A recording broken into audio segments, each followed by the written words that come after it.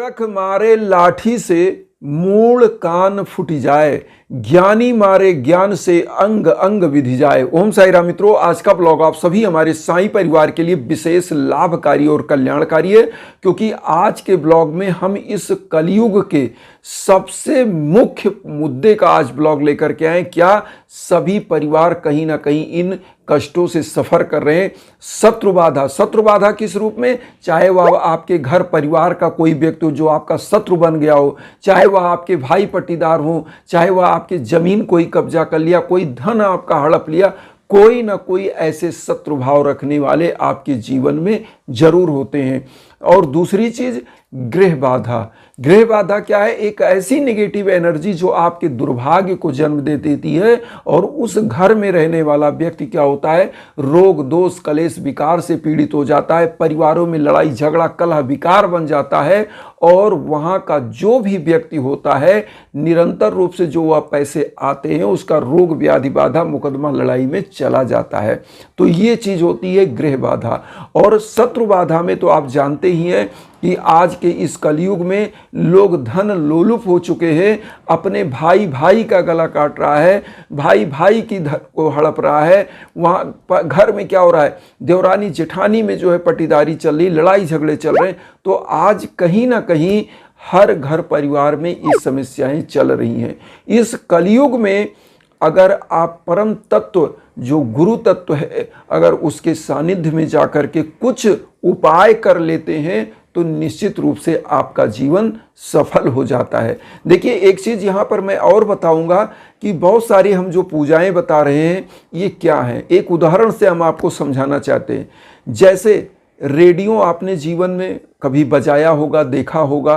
तो रेडियो क्या करता है? जो फ्रीक्वेंसी होती है, जो जितने मेगाहर्ट्ज पे ट्रांसपॉन्डर लगे होते हैं, सैटेलाइट जो आसमान में होता है, उस सैटेलाइट पे क्या होता है? फ्रीक्वेंसी जो होती है जिस पर गाना प्रसारित हो रहा होता है, तो रेडियो क्या करता है? उसको रिसीव करता है। जैसे आपने गाना बजाया होगा तो ट्यून जब आप करते हैं कि आप शॉर्ट वेव, मीडियम वेव, या किस पॉइंट पे कितने पे गाना, जैसे आपने सुना होगा विविध भारती, तो ये सब चीजें क्या है? ये रेडियो रिसीवर है। और जो हमारे सृष्टि में रेज जिस पर गाना प्रसारित हो रही है, जब यह रेडियो रहेगा तभी तो गाना आप सुन पाएंगे। तो हमारा जो शरीर है ये एक इकोसिस्टम है, एक जो है रिसीवर है। और प्रभु के जो ऊर्जाएं हैं इस यूनिवर्स में हर तरफ है, वो शक्ति संचालित है, लेकिन उसको रिसीव करने का युक्ति, उसका ज्ञान आपके पास होना चाहिए। इसीलिए कहा जाता है, जो आपने सुना होगा, योगी ऋषि महंत एकांत में जाकर तप किया करते थे। क्यों करते थे? क्योंकि वो चाहते थे कि हम हाईली कंसंट्रेट रहें, केवल और केवल हमारा और प्रभु का जो है लगाव, उनकी ऊर्जा को हम प्राप्त कर सकें। इसीलिए वो दुनिया के समस्त आडंबरों से दूर हो जाते थे। और आपने सुना होगा कि 5-5 हजार वर्ष तक मुनि ऋषि तपस्या करते थे। आज तो व्यक्ति का जीवन काल ही औसत हमको लगता है 60 साल 70 साल जी ले तो बहुत है। क्योंकि इस कलयुग में हमने क्या किया? अपनी जो प्राचीन पद्धति उसको हम छोड़ते चले गए। हम आपको बताएं, हमारे साईं बाबा का आप जानते भी होंगे, एक दीप जलाते थे। वो द्वारका माई में क्या करते थे? लोगों के यहाँ से जाके 4-5 घर भिक्षाटन करते थे, भोजन दान लेकर के आते थे। वो चावल दाल खिचड़ी जो मिला वो लेकर के आते थे, लोगों से रॉ मटेरियल उसको खिचड़ी बनाते थे, लोगों में दान करते थे। वो एक दीप प्रज्वलित करते थे, 4-5 घर तेल मांगते। दीप क्यों प्रज्वलित करते थे? गेहूं चक्की पीसते थे बाबा, क्यों पीसते थे? इसके पीछे रीजन था, वो विश्व का कल्याण करना चाहते थे, और उन बुरी आत्माओं को वह उस चक्की में पीसा करते थे जो मानव जाति के लिए दिक्कत पैदा करती थी। तो बाबा क्या करते थे? उनके पापों को पीसते थे। और बाबा ने एक मैसेज दिया कि दुनिया क्या है, आप गुरु तत्व को, जैसे जाता होता है ना, जिसमें आप गेहूं पीसते हैं, तो जाते के बीच में एक घुंडी लगी होती है जिसके चारों तरफ एक घुंडी घुमाते हैं हाथ से पकड़ के। तो जो बीच में घुंडी वो क्या? गुरु है। गुरु को अगर पकड़े रखेंगे तो वो आप कितना भी दुनिया में भटकें, आप भटक नहीं सकते। इसीलिए कहा जाता है कलयुग का है नाम अधारा, सुमिर सुमिर नर उतर ही पारा। तो आप कलयुग में उन युक्तियों को, उन चीज़ों को साधने के लिए आप एक अच्छे रिसीवर बन जाइए। आप यज्ञ याजन हवन पूजन के थ्रू आइए, आप बाबा की उन ऊर्जाओं को पकड़िए। मैं क्यों इंस्टाग्राम पर लिंक देता हूँ? क्यों? क्योंकि आपको भटकना ना पड़े। जो यज्ञ याजन हवन होता है वो क्या होता है? आपके नाम और गोत्र पर जब संकल्प होता है तो होता क्या है कि उसी नाम और गोत्र पर संकल्प होने के बाद उस ऊर्जा को मंत्र जप के द्वारा आपके ऊपर ऊर्जा ट्रांसफर की जाती है कि आपके जीवन में जो भी दिक्कतें वह दूर हो। इसीलिए यज्ञ याजन होता है। अब यहाँ पर जो पूजा पाठ है वो भी इसीलिए होता है। तो आज जो हम उपाय लेकर के आए, इतना हम समझाने में टाइम लग गया, उपाय आप समझ ले। देखिए, सबसे पहले आपके घर में अगर शत्रु बाधा है, नजर की बाधा है, ग्रह बाधाएं, बहुत सारी बाधाएं, ग्रह बाधा के अंतर्गत ही ये सब आती है। और अब आपको करना क्या रहेगा? आप किसी भी गुरुवार को या शनिवार को, आप ध्यान दीजिएगा, वैसे तो गुरुवार को इस उपाय को करें, मैं कहूँगा केवल गुरुवार। आप गुरुवार के बारे में सुनिए। गुरुवार को आप एक नारियल ले लीजिए बाजार से, और उसके बाद आपको पीला सरसों ले लेना है। लगभग कितने, 10 रुपए का पीला सरसों आप ले लीजिएगा, मस्टर्ड सीड।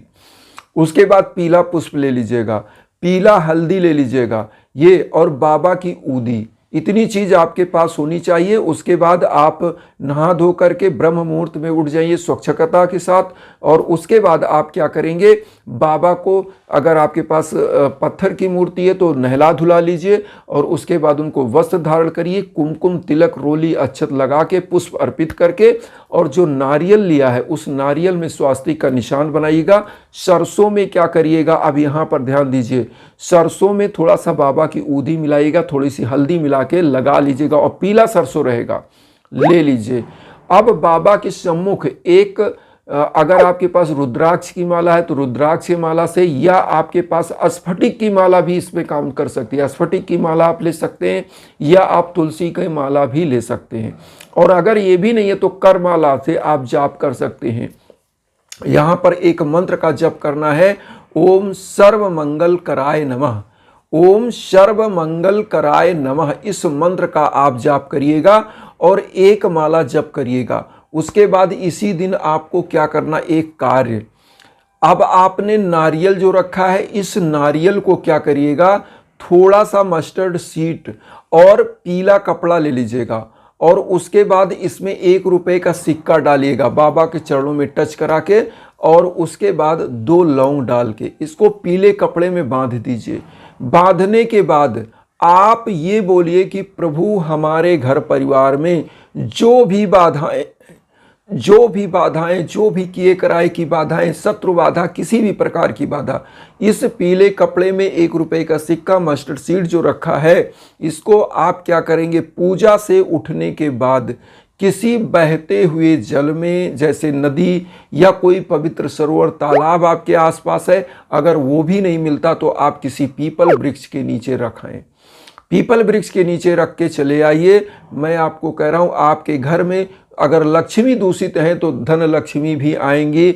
आपके घर में नजर टोना, कोई भी प्रकार का कोई बाधा किया गया है, किए कराए की बाधा, वो भी दूर होगी। आपके घर का शत्रु बाधा भी दूर हो जाएगा। और वहां पर एक चीज और करिएगा, जो सरसों बचे उसमें साईं बाबा की ऊदी डालिए। उसको करना क्या है, अपने घर के अंदर, कहां पर, जहां चारों कोने, वहां थोड़ा थोड़ा डाल दीजिए। अगले दिन भले साफ सफाई हो, वह निकल जाए, कोई बात नहीं, लेकिन वहां पर डालिएगा। आपके घर की समस्त नकारात्मक ऊर्जाएं दूर होंगी, गृह बाधा दूर होगी, शत्रु बाधा दूर होगी। और थोड़ा सा आप क्या करिएगा, जो इसमें बचेगा जो है पीला सरसों, इसको क्या करिएगा, अपने सर के ऊपर से वार के, और कहीं ऐसे पवित्र स्थान पर इसको डालिएगा, कहीं एकांत में जहां पैर के नीचे ना पड़े, किसी पेड़ के जड़ में डाल दीजिए। इससे अच्छा डाल के आप चले आइए। आपके ऊपर भी अगर दुर्भाग्य चल रहा है तो वो भी दूर हो जाता है, क्योंकि पीला सरसों अपने आप में रामबाण उपाय है। नजर की बाधा, किए कराई की बाधा, ग्रह बाधा को दूर करने में सक्षम है। और आपके घर परिवार में अगर दुर्भाग्य चल रहा तो उसको भी दूर करती है, और धन लक्ष्मी को आपकी तरफ आकर्षित करती है, और गुरु तत्व को बढ़ाता है। तो गुरु तत्व को बढ़ाने के लिए गुरुवार को इस उपाय को आप जरूर कर लें।